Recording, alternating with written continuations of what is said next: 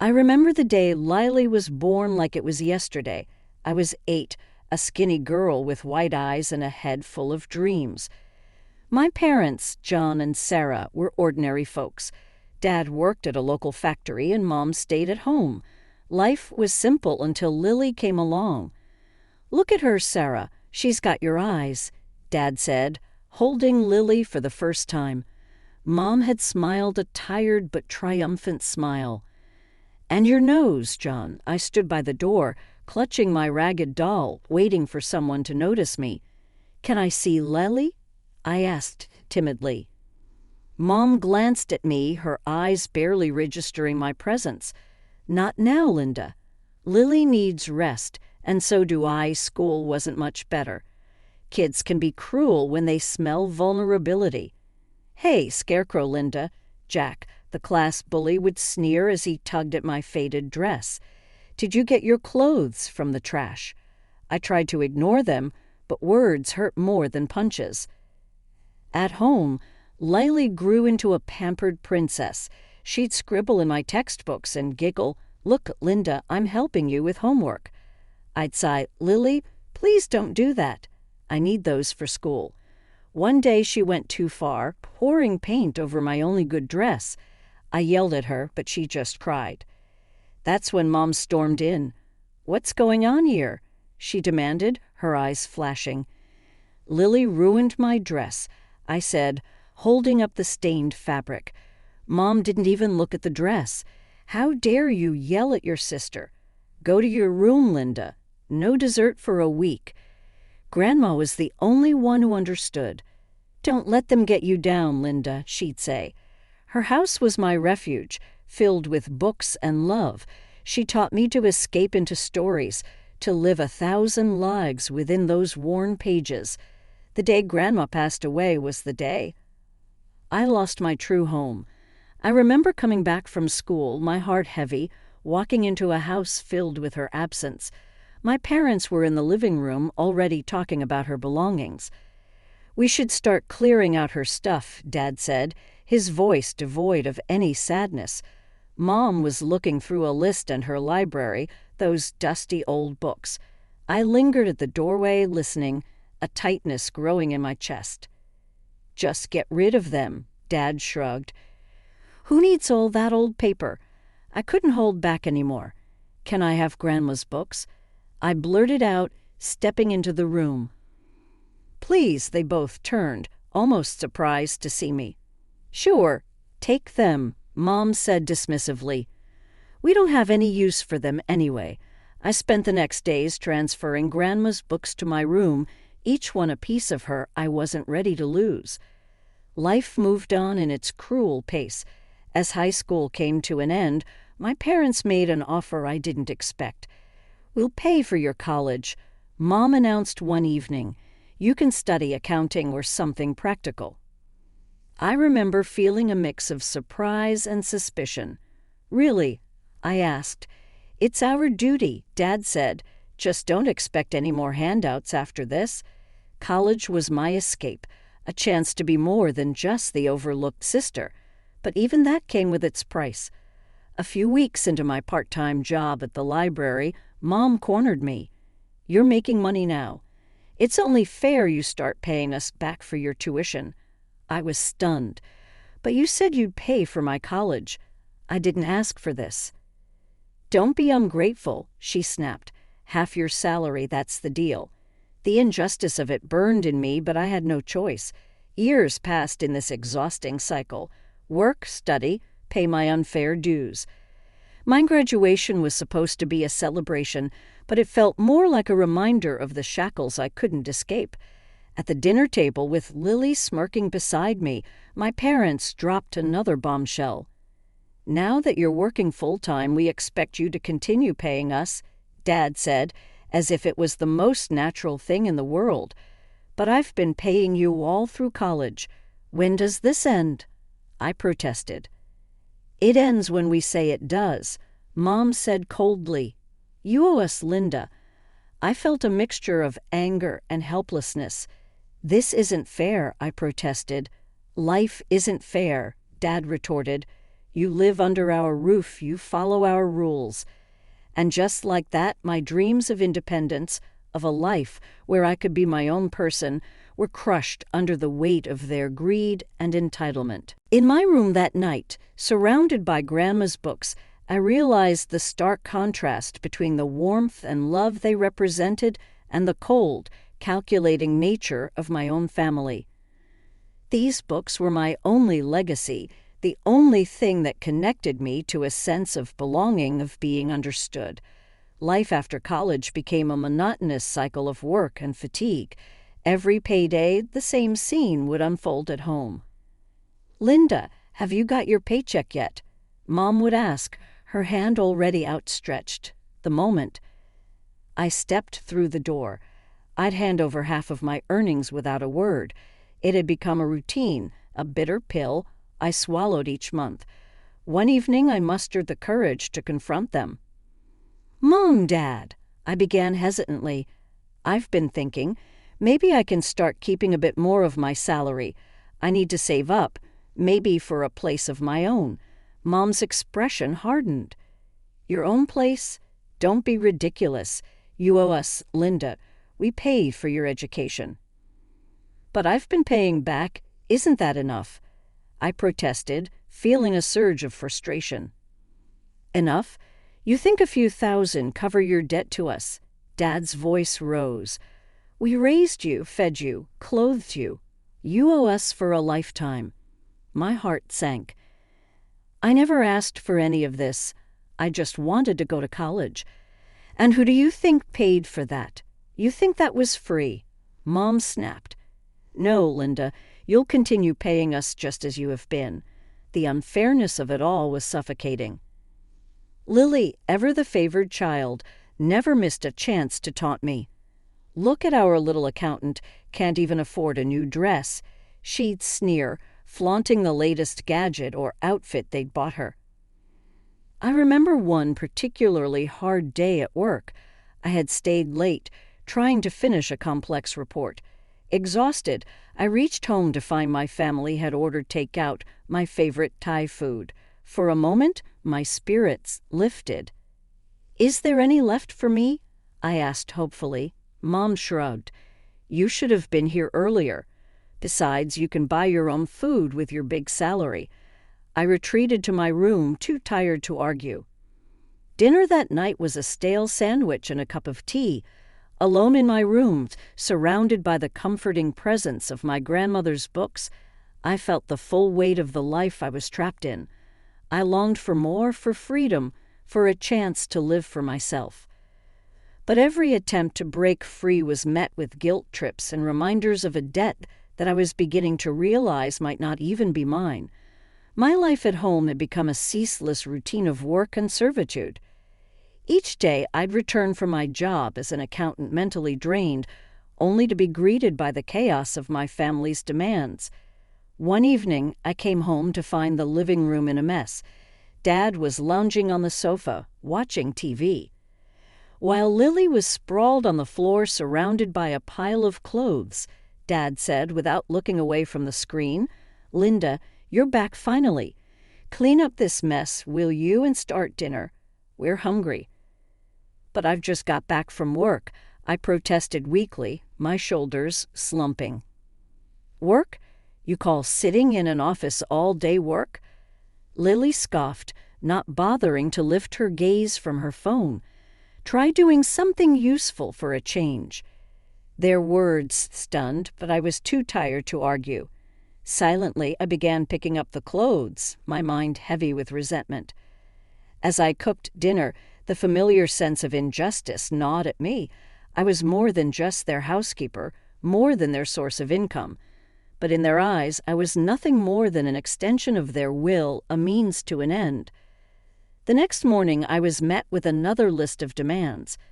"Linda, take Lily shopping today. She needs new clothes," Mom instructed as I was about to leave for work.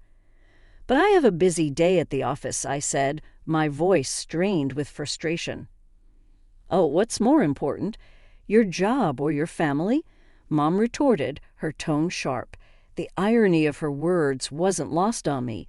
My job was important only when it benefited them. Reluctantly, I agreed to take Lily shopping after work, sacrificing the little personal time I had left. At the mall, Lily flitted from store to store, her excitement in stark contrast to my growing despair. "Isn't this dress cute, Linda?" she gushed, holding up an expensive designer dress. "Buy it for me? You owe us, after all." I looked at the price tag and felt a pain in my chest. "Lily, this is too much. I can't afford this." "Can't afford it? But you're the big earner in the family," she taunted, her voice dripping with sarcasm. "Stop being so stingy." I woke up with a newfound resolve.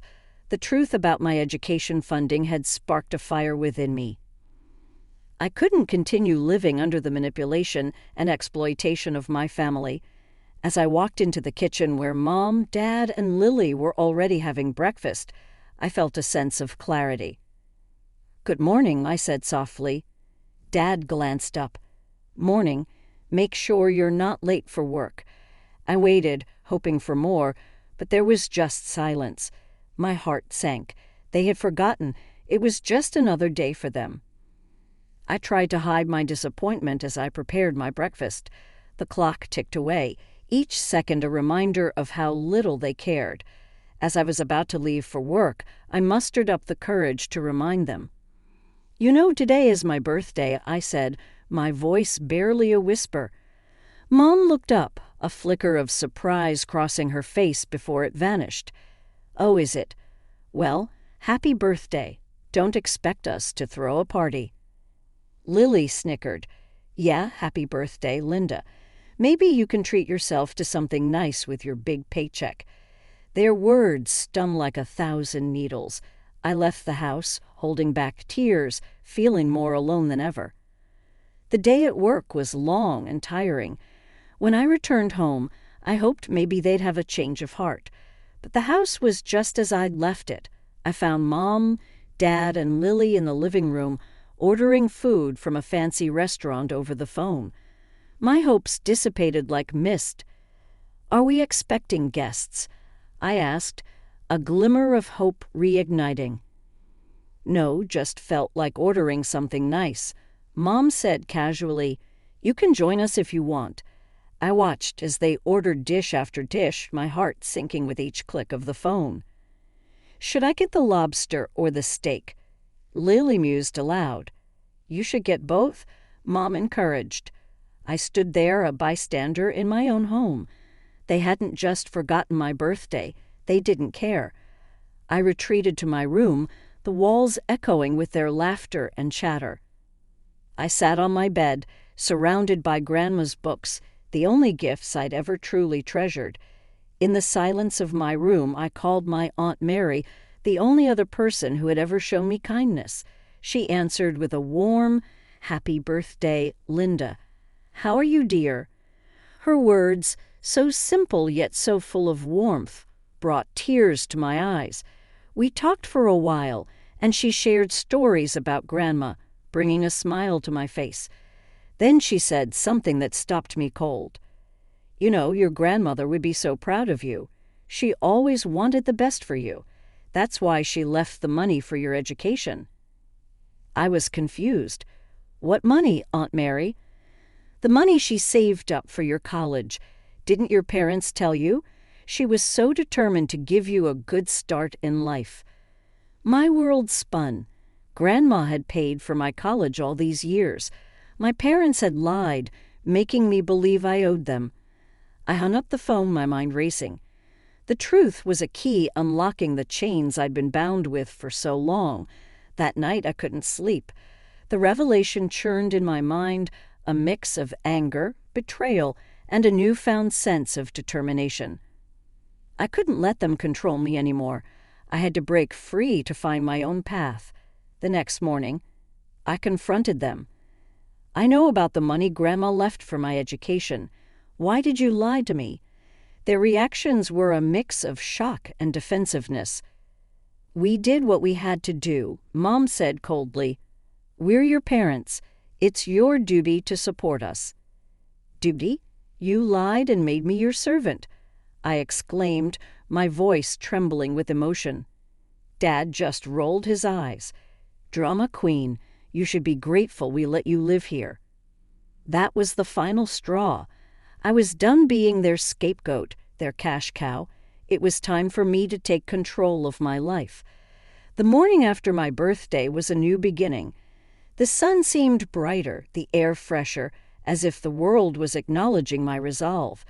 I had packed my things quietly, trying to avoid any early confrontations.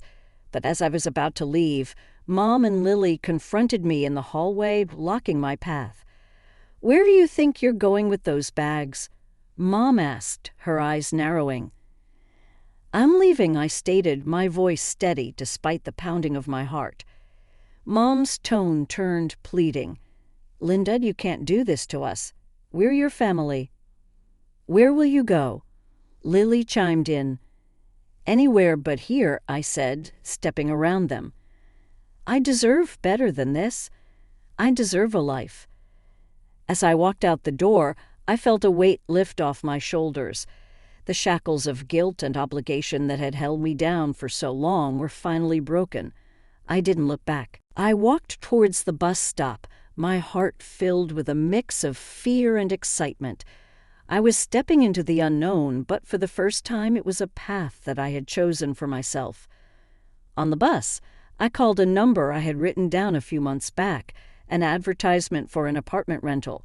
The voice on the other end was friendly and understanding. By the time the bus reached my stop, I had arranged to view the apartment later that day. The apartment was small but cozy, a stark contrast to the coldness of my family home.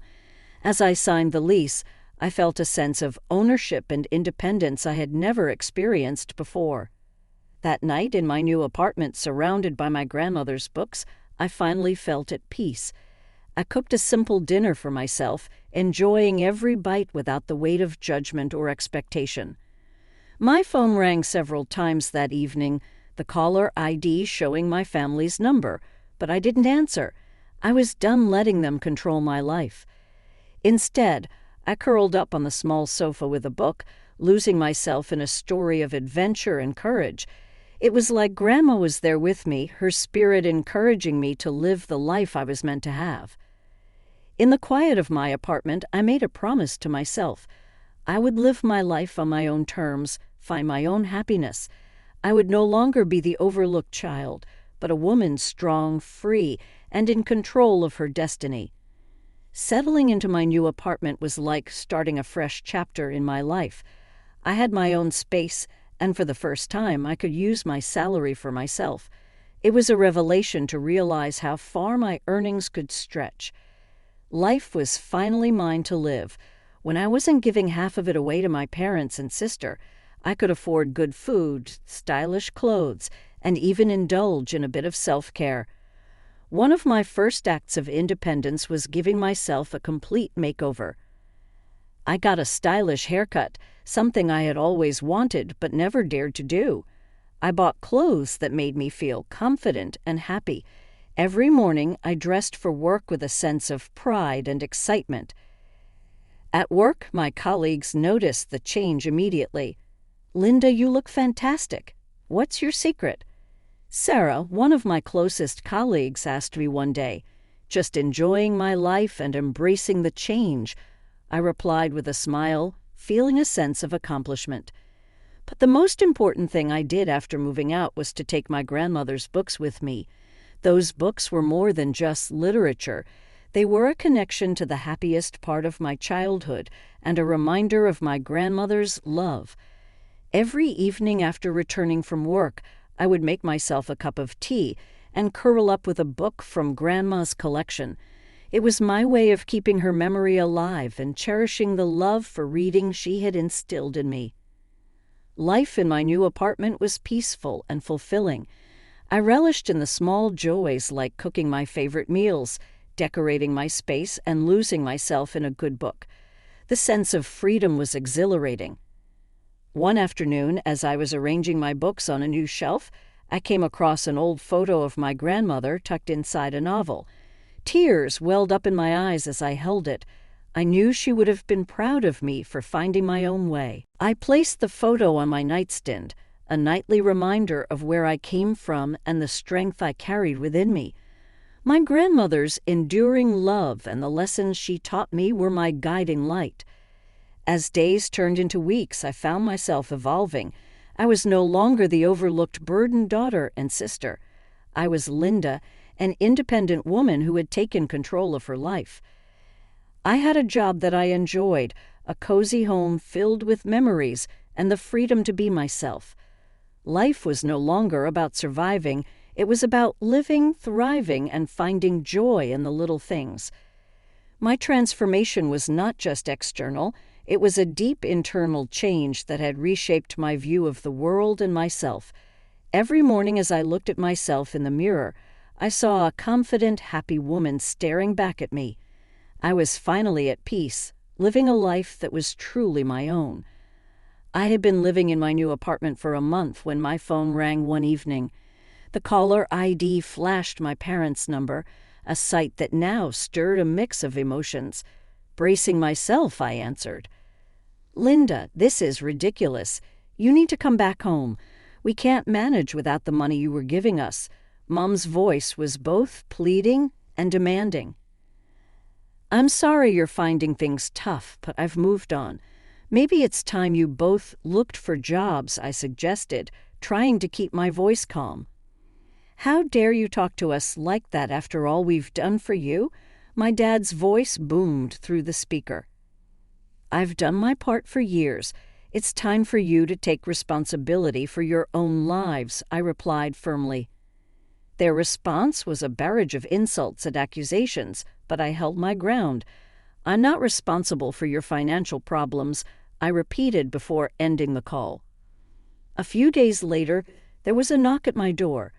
Opening it, I found my sister Lily standing there, her expression one of expectancy. "Linda, I need money for a new gadget. Just transfer it to me like before," she said, as if nothing had changed. I couldn't help but laugh at the absurdity. "Lily, I'm not your personal bank anymore. You should try earning your own money." Her reaction was immediate and intense. She began screaming at me, hurling insults and accusations. "You owe us. You're just a selfish, heartless monster." Her screams were so loud that they attracted the attention of my neighbors. Concerned, one of them called the police. Soon, 2 officers were at my door, questioning us about the commotion. After explaining the situation, the officers escorted Lily out, who continued her tirade even as she was led away. I blocked my family's numbers on my phone. After that, I was done being their scapegoat and ATM. The next few weeks brought whispers of my family's worsening situation. Mutual acquaintances shared stories of their mounting debts and desperate attempts to find money. My parents, who had never worked a day since I started earning, were now doing odd jobs. Lily, too, found herself in a situation she had never imagined. The sister who once mocked me for my old clothes was now selling her designer outfits and expensive gadgets just to make ends meet. Despite a fleeting sense of pity, I reminded myself of their years of neglect and exploitation. They had chosen this path, and it was their responsibility to navigate it. In my world, life was blossoming. My job was going well, and I was enjoying my newfound freedom and independence. My apartment, once a distant dream, was now my haven of peace, filled with memories of my grandmother and her books. One evening, as I sat in my reading nook, a sense of profound contentment washed over me. The once overlooked and undervalued daughter had transformed into an independent woman. I had broken free from the chains of familial manipulation and emerged stronger.